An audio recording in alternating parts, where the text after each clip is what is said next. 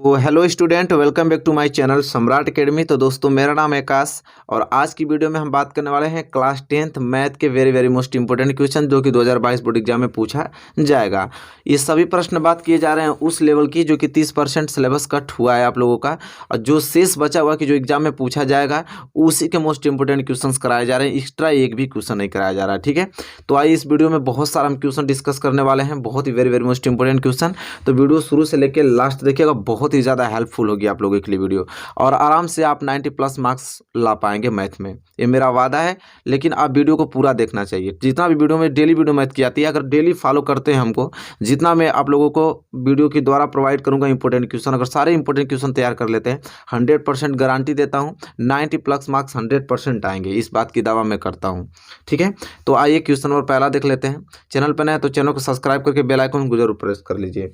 पहला प्रश्न देखिए, बहुत ही सिंपल है, अच्छा है। मैं आप लोगों को बता रहा हूँ इसको सॉल्व करने का तरीका बहुत ही अच्छा तरीके से। कह रहा है कि क्या संख्या 43.123456789 पे पूरे बार है। कह रहा है क्या संख्या इतना को परिमेय संख्या p/q के रूप में बदला जा सकता है।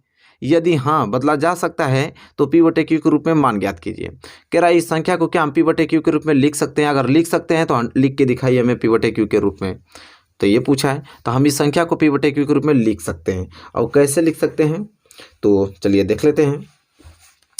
इसलिए बदला जा सकता है, कारण भी होता है ना। देखिए कारण यह है कि ये जो दशमलव प्रसार आपको दिखाई दे रहा है ना, यह अशांत आवर्ती है। क्या है? अशांत आवर्ती, कभी रुकेगा नहीं, चलता ही चला जाएगा, ठीक है। तो यह क्या है आपका अशांत आवर्ती है, इसलिए इसको हम क्या कर सकते हैं, बदल सकते हैं। तो चलिए हल में लिख लेते हैं। हल, तो यहाँ हल में एक लाइन लिखना पड़ेगा ताकि एग्जामिनर समझ जाए। आप लिखिए हाँ, क्या लिखेंगे? हाँ, बोला है ना कि परिमेय संख्या p/q रूप में बदला जा सकता है, तो आप लिखेंगे क्या? हाँ, बदला जा सकता है। इसलिए यहाँ पर लिखिएगा चूंकि, अभी इसको हल करते हैं। हल करने से पहले एक लाइन लिख लीजिएगा कि हाँ चूंकि दी गई संख्या, चूंकि दी गई संख्या का दशमलव प्रसार, दी गई संख्या का दशमलव प्रसार, जो दशमलव प्रसार है वो क्या है? अशांत आवर्ती है। अशांत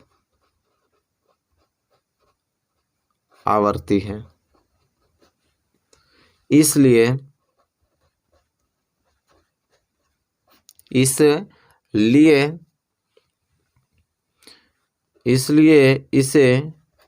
p/q के रूप में बदला जा सकता है, रूप में बदला जा सकता है, बदला जा सकता है। इतना पॉइंट आपको लिख देना ताकि जानवर समझ में आ जाएगा उसको कि हाँ बदला जा सकता है। और भी कैसे बदला जा सकता है, देखिए जो ये संख्या दी है ना, इसको आप x के बराबर मान लीजिए। तो आप लिखेंगे कि माना x बराबर, इस पूरे संख्या को x मान लीजिए, तो x बराबर क्या हो जाएगा?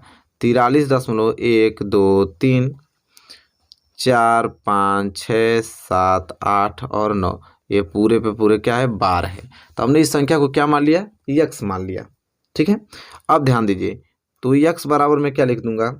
कह रहा जानते हैं कि यह संख्या इतना बार जाएगी, फिर इसके बाद रिपीटेशन होगी। मतलब x बराबर 43.123456789 इतना जाएगा, फिर स्टार्ट हो जाएगा 1 2 3 4 5 6 7 8 9, इसी तरह रिपीटेशन फिर होता जाएगा, ठीक है। इसे हम समीकरण नंबर क्या मान लेते हैं? पहला मान लेते हैं, ठीक है। यहाँ तक सारी चीज़ें क्लियर हैं। अब देखिए हम क्या करते हैं कि ये जो दशमलव है ना, तो दशमलव को हम 1 मान लेते हैं। दशमलव को क्या मानेंगे? 1। अब कितनी संख्या है? 2 2 4 2 6 2 8 1 9, तो 9 0 बढ़ा देंगे, 2 2 4 2 6 2 8 और 1 9। अब इतना हो गया ना। अब इतना से क्या करेंगे? दोनों पक्षों में गुणा करेंगे। इतना से दोनों पक्षों में गुणा करने पे, इतना से दोनों पक्षों में गुणा करने पे अब इतना से दोनों पक्षों में गुणा करेंगे। चलिए, तो x में इतना का गुणा करेंगे तो ये हो जाएगा आपका 2 2 4 2 6 2 8 1 9, इतना x बराबर, ठीक है। और अब इस इतना का इसमें गुणा करेंगे तो ये दशमलव कहाँ चला जाएगा, 9 की यहाँ जाएगा, कहाँ जाएगा, यहाँ पे आ जाएगा दशमलव। तो ये लिखेंगे इसको हम कि 43 दशमलव यहाँ चल जाएगा तो 1 2 3 4 5 6 7 8 9। अब यहाँ पे दशमलव लग जाएगा और ये उधर उतर जाएगा 1 2 3 4 5 6 7 8 9 और चलता जाएगा। इस समीकरण नंबर इसे क्या मान लेंगे, दूसरा मान लेंगे। अब क्या करेंगे, आप लिखेंगे समीकरण दूसरा में से समीकरण पहला को घटा देंगे। तो समीकरण दूसरा में से समीकरण पहला घटाने पे, समीकरण दूसरा में से समीकरण पहला घटाने पर, समीकरण पहला घटाने पर, ठीक है। तो चलिए घटा लेते हैं। तो ये दूसरा, तो इकाई दाएं सैकड़ा हजार 10 हजार लाख 10 लाख करोड़ 10 करोड़ अरब। अब इतना में से अगर सिर्फ मैं क्या करूं, यक्स घटा दूं तो कितना बच जाएगा हमारा। तो इतना में से अगर यक्स घटाऊंगा तो 1 2 3 4 5 6 7 8 9, 9 गो 9 रहेगा और यक्स बच जाएगा, ठीक है। इतना में से अगर यक्स घटाता हूँ, अब इतना में से मुझे क्या घटाना है, ये चीज़ें घटाना है, ठीक है। इतना मुझे क्या घटाना है, यहाँ चीज़ें घटाना है। तो आप समझिए दशमलव, दशमलव के बाद 1 2 3 4 5 6, यहाँ पे भी है दशमलव के बाद ये भी चीज़, तो पूरा का पूरा दशमलव के बाद वाला ये पूरा की पूरी संख्या क्या हो जाएगी, यहाँ तक पूरी कट जाएगी। बच जाएगा आपका क्या, सिर्फ इतना चीज़ें, ठीक है। क्या बच जाएगा, 43 बच जाएगा। अब यही 43 इसमें से माइनस कर देना है। तो 43 माइनस कर देंगे तो आपका बच जाएगा यहाँ पे इतना बराबर 43 को क्या करना है, इतनी पूरी संख्या में से माइनस कर देना है। तो बच जाएगा आपका 4 3 1 2 3 4 5 6 7 और यहाँ से 8 में से 4 जाएगा तो 4 और 9 में से 3 जाएगा तो क्या बच जाएगा 6, कितना बच जाएगा 46, ठीक है। अब यहाँ से यक्स की वैल्यू अगर मैं निकालूँ, यक्स की वैल्यू तो हो जाएगा आपका 4 3 1 2 3 4 5 6 7 4 6 बटे में या उगड़ा में तो कहाँ चला जाएगा, भाग में 2 2 4 2 6 2 8 और 1 9। तो यक्स बराबर है, अब देखिए पी बटे क्यू के रूप में हो गया कि नहीं है, तो बिल्कुल हो गया। तो इसको इस प्रकार लिखेंगे। तो very very most important question है। आई होप आपको ये क्वेश्चन नंबर फर्स्ट आपको अच्छे तरीके से क्लियर हो गया होगा। यह प्रश्न जरूर से पूछा जाएगा बोर्ड एग्जाम में, ठीक है, क्योंकि 30% सिलेबस जो कट हुआ है और जो सेफ बचा है तो ये उसमें यह प्रश्न दिया गया था कि इस प्रकार के प्रश्न पूछा जाएगा। इसलिए मैं आप लोगों को ये बता रहा हूँ कि आगे से आप इन प्रश्नों को तैयार कर लीजिए। चलिए क्वेश्चन नंबर पहला अच्छे तरीके से क्लियर हो गया ना, तो हम बढ़ेंगे अगले क्वेश्चन की और क्वेश्चन नंबर दूसरे की तरफ। चलिए मेरे प्यारे विद्यार्थी, क्वेश्चन नंबर दूसरे की तरफ। क्वेश्चन नंबर दूसरा वेरी वेरी मोस्ट इंपॉर्टेंट है, वेरी वेरी, ठीक है। इससे मैं पूरा एक कंसेप्ट बताऊंगा, पूरा का पूरा आप क्वेश्चन कर दीजिएगा, ठीक है। एक ही क्वेश्चन से सारे कंसेप्ट में क्लियर कर दूंगा। क्वेश्चन ये कहता है, देखिए कि A1/A2 और B1/B2 तथा C1/C2 की तुलना करके ज्ञात कीजिए कि निम्न समीकरण युग्म द्वारा निरूपित रेखाएं, ये दो रेखा दे दिया है, एक बिंदु पर प्रतिच्छेद करती हैं। और यहाँ पे पूछ रहा है कि प्रतिच्छेद करती हैं, तो बताइए क्या है, प्रतिच्छेद करती हुई प्रतीत होंगी कि समांतर होंगे कि समपाती होंगी। ये 3 कंडीशन पूछा कि तीनों में से कौन होंगी, प्रतिच्छेद करेंगे कि समांतर होंगी समपाती। तीनों का कंडीशन में कई बार लिख देता हूँ और अच्छे से आपके लिए इसको याद कर लीजिएगा कि देखिए अगर हल करते समय लास्ट में A1/A2 बराबर नहीं होगा किसके, B1/B2 के। ये पहला कंडीशन में लिख रहा हूँ कि A1/A2 बराबर नहीं होगा B1/B2 के, तो यह होता है प्रतिच्छेदित रेखाएं। क्या होगा, प्रतिच्छेदित रेखाएं होगा। जब भी ये कंडीशन बने तो क्या हो जाएगा, प्रतिच्छेदित रेखाएं होगा। और दूसरा कंडीशन में लिख देता हूँ यहीं पे कि A1/A2 बराबर हो जाएगा B1/B2 के और ये भी बराबर हो जाएगा C1/C2 के। तो वह कंडीशन बनता है समपाती रेखाएं। क्या, समपाती रेखाएं का कंडीशन बनता है। तो बस मैं तीनों लिख देता हूँ, जब भी क्वेश्चन पूछेगा आप आराम से निकाल के तुलना कर लीजिएगा। और तीसरा थर्ड जो बनता है कि A1/A2 बराबर होता है B1/B2 के और यह नहीं बराबर होता है C1/C2 के। जब भी यह कंडीशन बने इसका मतलब कि क्या होगा, समांतर रेखा होगा। क्या होगा, समांतर रेखाएं होंगे। तो चलिए इस क्वेश्चन को सॉल्व करेंगे और देखेंगे इन तीनों में से कौन सा कंडीशन बन रहा है, तो आराम से लिख देंगे कि प्रतिच्छेदित होने की, संपाती होने की, समांतर हो रहा है। ठीक है, तो यही 3 कंडीशन होता है। इससे एक क्वेश्चन फिक्स है, आप लिख लीजिए। इससे ये क्वेश्चन जरूर देगा आपको। 2 इक्वेशन दे देगा, दोनों इक्वेशनों को तुलना करके कहेगा कि बताइए प्रतिच्छेदित हैं कि संपाती हैं कि समांतर है। तो जो भी कंडीशन बनेगा आप देख लीजिएगा। तो चलिए इसे हल करते हैं। देखिए 2 इक्वेशन दिया ना, दोनों इक्वेशन को पहले नोट करते हैं। पहला इक्वेशन दिया है कि 4x + 3y - 7 = 0 दे रखा है, और दूसरा दे रखा है कि 12x + 9y = 21 दे रखा है। ठीक है, तो देखिए इधर आपका जो दायां पक्ष है 0 है, तो इधर भी 0 कर दीजिए, तो ये हो जाएगा आपका 12x + 9y + 21 इधर आएगा, तो -21 बराबर क्या हो जाएगा 0। अब हो गया। तो ये पहला इक्वेशन है, तो इसको मैं ऐसे डिनोट कर दूंगा, a1x + b1y और +c1y = 0, c1 = 0 होगा। और दूसरा है तो ये हो जाएगा a2x + b2y और ये हो जाएगा +c2 = 0। 2 अलग अलग समीकरण थे, इसलिए हम a1 इसको a2 दिया हूँ, b1 इसे b2 दिया हूँ, ये c1 है इसे मैं c2 दिया हूँ। ठीक है, क्लियर हो गया ना। अब तुलना करने पर, तुलना करेंगे तो देखिए x से x कैंसिल, तो a1 = 4 आ गया, y से y कैंसिल, तो b1 = 3 आ गया, और c1 = आपका -7। तो यहाँ से तुलना करने पे a1 b1 c1 की वैल्यू निकल गया। यहाँ से तुलना करेंगे तो x से x कैंसिल, तो a2 बराबर क्या आ गया 12 आ गया, y से y कैंसिल, तो b2 बराबर क्या आ गया 9 आ गया, और c2 बराबर -21 आ गया। ठीक है, तुलना करने पे अब देखिए a1 b1 c1 a2 b2 c2 निकल गया। अब बस तुलना कर दीजिए, तो हम तुलना करेंगे a1 बटा a2 निकाल रहे हैं, तो a1 का वैल्यू कितना दिया है 4 और a2 का वैल्यू कितना दिया है 12, तो 4 कम 4 और 4 3 12, तो a1 और a2 का वैल्यू 1/3 आ गया। इसी तरह b1 बटा b2 निकाल लेते हैं, b1 3 b2 9, तो 3 एकम 3 और 3 3 9, इसका भी 1/3 आ गया। इसी तरह हम c1 बटा क्या निकालेंगे c2, c1 का -7 c2 का -21, तो माइनस माइनस कैंसिल, 7 एकम 7 और 7 3 21, इसका भी वैल्यू समान आ गया। तो जैसा कि देख पा रहे हैं कि तीनों का वैल्यू समान आ गया, मतलब a1 a2 बराबर हो रहा है b1 बटा b2 के, और ये भी बराबर हो रहा है c1 बटा c2 के। तो यही कंडीशन बन रहा है। ठीक है, तो आप देख लीजिए कि सभी बराबर हैं तो कौन सा कंडीशन बनता है, तो सभी बराबर होते हैं तो संपाती रेखा बनता है। क्या बनता है, संपाती रेखा बनता है। अब कुछ करने की जरूरत नहीं है मेरे प्यारे विद्यार्थियों, क्लियर हो गया।